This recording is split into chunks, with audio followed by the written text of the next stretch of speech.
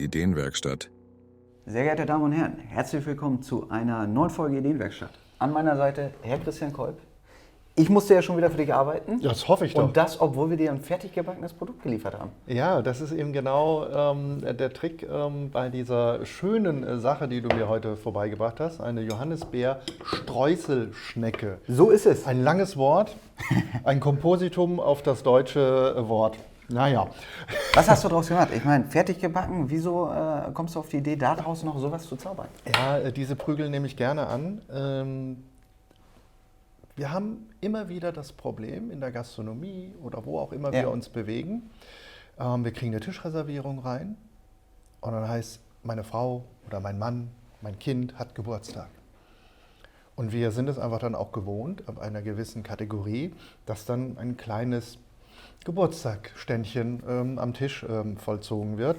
Und dafür nimmt man ganz gerne auch einen kleinen Kuchen. Mhm. Und man möchte natürlich dem Haus dann auch, oder das Haus möchte dann dem Gast auch zeigen, hey, wir haben uns wirklich da auch Gedanken gemacht und Mühe gemacht. Und wenn ich solche Produkte habe, die ich sonst auch so in der Bäckerei oder bei mir vorne im Laden verkaufe und dann hinten im Bistro oder in der Gastro eben das habe, dann kann ich daraus ganz schnell einen Kuchen zaubern. Ich brauche nur ganz wenige Komponenten. Mhm. Und diese Komponenten sind eine wunderbare Buttercreme. Ich durfte schon testen, kann ich nur zurückgeben. Das ist Suchtmittel für mich. Absolut, absolut, liebe Leute. Klassisch verarbeitet in der Esterhazy-Schnitte, im Frankfurter Kranz, original im Bienenstich. Mhm. Was ist aber eine Buttercreme? Eine Buttercreme ist reine Butter und eine Patissiercreme. Wenn das zu aufwendig ist, nimmt man einfach einen Vanillepudding. Mhm. Und ich schlage die Butter hell auf, also weiß auf. Das heißt, sie muss Zimmertemperatur haben, dann schlage ich sie mit einem Handrührgerät oder mit einem anderen Gerät auf und gebe dann den Pudding rein, schlage es ebenfalls ein und dann habe ich diese Creme. Und dieses Suchtmittel, gepaart mit dieser wunderbaren Johannisbeer-Streuselschnecke und Früchten, bringt mich in eine andere Sphäre. Und wie das geht, das zeige ich jetzt. Ich bin gespannt. Tolle Idee. Jetzt kannst du leider nicht so viel machen, wie du mir sonst immer unterstützt. Ich war ja schon fleißig, nachdem du mir ja, du hast ja alles andere vorbereitet. Wir brauchen für eine hohe Geburtstags- oder Tea-Time oder Kaffeetorte, kann ja auch sein, dass ich das geht ja eigentlich auch klassisch immer. Ne? Also das ist ja nicht zeitengebunden. Das Tante Erna ruft an und sagt, ich komme mit meinen Mädels vorbei. Und sage ich, ja, kein Problem, kommt, ich mache uns schnell ein Törtchen. Dann geht das auch. Die private Rettung als die gewerbliche. Genau. Dann nehme ich für einen flachen nehme ich eine Schnecke und für eine hohe brauche ich zwei. Mache ich die hohe, teile ich diese hier einmal durch und auch da nicht versuchen einmal durchzuschneiden, kann man. Dann brauche ich aber viel Geschick im Messer, damit ich nicht nach unten oder nach oben abrutsche, sondern man dreht das Produkt und schneidet es dann auf. So, das lernt man, wenn man viel Biskuit verarbeitet. Einmal. Na, hast du schon ein paar Mal gemacht, ne? Ja, ein paar Mal. Na, ich nehme mal die hier, die passt mir ganz gut. Das machen wir jetzt weg. Ja, die brauchen wir nachher, die legen wir mit rein, aber zum Aufschneiden ist gut. Ne? So, und jetzt muss ich ein bisschen feiner schneiden. Da brauche ich nämlich zweimal einen Schnitt. Das ist der erste. Und jetzt der zweite.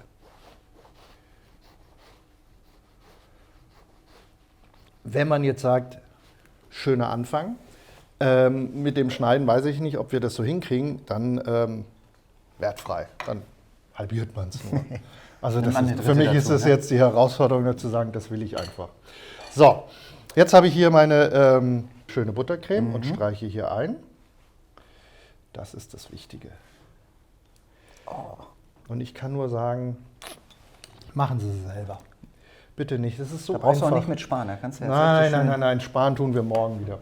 Dann entweder eine rote Grütze, kennen wir ja, haben fast alle irgendwo, kann man auch fertig kaufen. Man kann auch eine sehr schöne Johannisbeermarmelade nehmen. Beides passt da sehr gut drauf. Wir machen mal die Schicht mit der Johannisbeermarmelade. Passt ja auch zu unserem Produkt mal. Ja, das ist so. Dann drauf. Dann gehen wir wieder mit der Buttercreme rein. Wie gesagt, sparen tun wir am Montag, aber nicht an süßen Sachen. Denn das Wichtige ist tatsächlich, wenn man was Süßes isst, dann sollte man es sich auch gönnen. Und dann muss es was Tolles sein. Ist ja zum Geburtstag, ne? Genau. In deinem Fall. Exakt. Danke dir. So.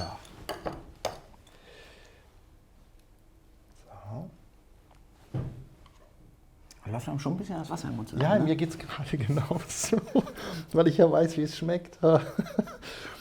Und ich komme ja aus dem Frankfurter Raum und da weiß man, was der Frankfurter Kranz alles zu bieten hat.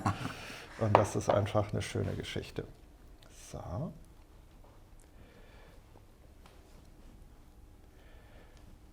So. Auf die Inhaltsstoffe sollte man dann im Nachhinein nicht achten, ne? Ja. So. Das geht jetzt also schichtweise nach oben. Jetzt sagt man, das sieht aber ganz schön aus. Ich sage auch gleich, wie es weitergeht. Die letzte Schicht der glücklichen Kalorien. Zum Glück noch eine zweite Schüssel vorbereitet. Ja, man sollte da schon ein bisschen was machen. Also ich habe hier für ja, 1,5 Torten, was wir jetzt hier gerade kreieren, braucht man schon so 320 Gramm Butter auf 500 Gramm Pudding oder Pâtisserie-Creme. Das sollte man sich gönnen. So, das war der Zusammenbau dieser wunderbaren Torte. Aber das ist nicht alles. Jetzt sollte man es kalt stellen, damit die Buttercreme fest wird. Weil das heißt, wir jetzt dann noch Tiefkühl außen, oder einfach über den ja, wenn ich Kühlschrank Tiefkühl habe oder ich habe einen Chiller, Ja. dann kurz da rein, dann geht es schnell, damit ich es weiterverarbeiten kann. Ansonsten im Kühl. Wie lange müssten wir dann ungefähr einhalten? Also im Chiller Ja? 3 Minuten. Ach, das geht ja zügig. Ja, das geht ratzfatz. Und im Kühlschrank würde ich schon eine Stunde, anderthalb, dass die Buttercreme fest wird. Weil wir nämlich einen weiteren Verarbeitungsprozess machen, damit die überhaupt schön aussieht. Weil so sieht es jetzt nicht wirklich spannend aus. Legen wir hier Spannend sieht's drauf. aus, ja. Dann hole ich das raus, was ich vorbereitet habe. Das stellen wir in den Kühlschrank.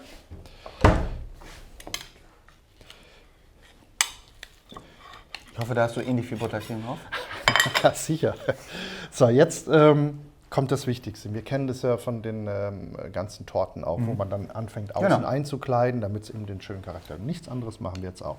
Ich kann jetzt oben natürlich auch dran machen, wäre aber schade, weil wir haben ja eine wunderbare Johannisbeerstreuselschnecke. Und warum soll ich jetzt das Topping wegmachen? Wenn man sagt, ja, aber ich möchte frische Beeren mehr im Vordergrund setzen, dann streiche ich es mit ein. Zum Einstreichen gehe ich von außen ran. So. Das kann auch ruhig ein bisschen drüber gehen jetzt. Es ist ein bisschen Übungssache, ja, aber in der Regel ist immer jemand da, der richtig gut mit Torten und Backen umgehen kann.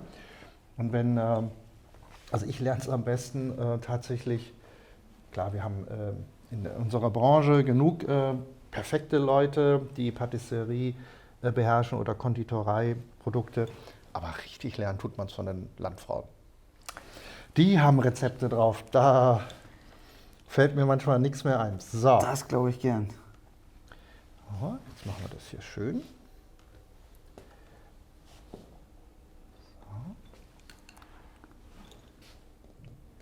Auch ein bisschen beruhigend, ne? Ja, es ist meditativ.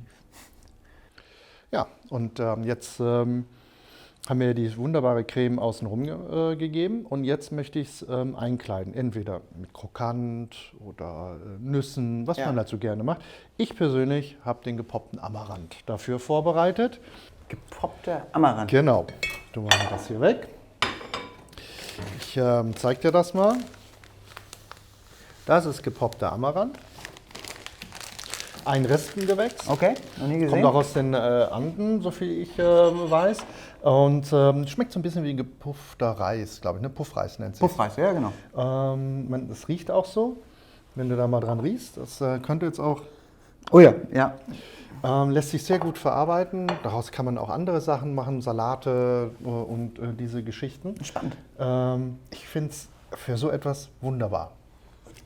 Okay? Ich bin gespannt, hab's noch nie gesehen. Jetzt gehen wir dran, dass wir es So, schön verteilen. Da kann man ja auch ruhig richtig ordentlich nehmen. Ja. So. Das soll es ja auch wirklich darstellen. Am besten ist, man hat ein Gitter, so ein Tortengitter, Ja. das haben die Kollegen dann. Und dann drücke ich es immer so ein bisschen ran und drehe es dabei. Okay. So.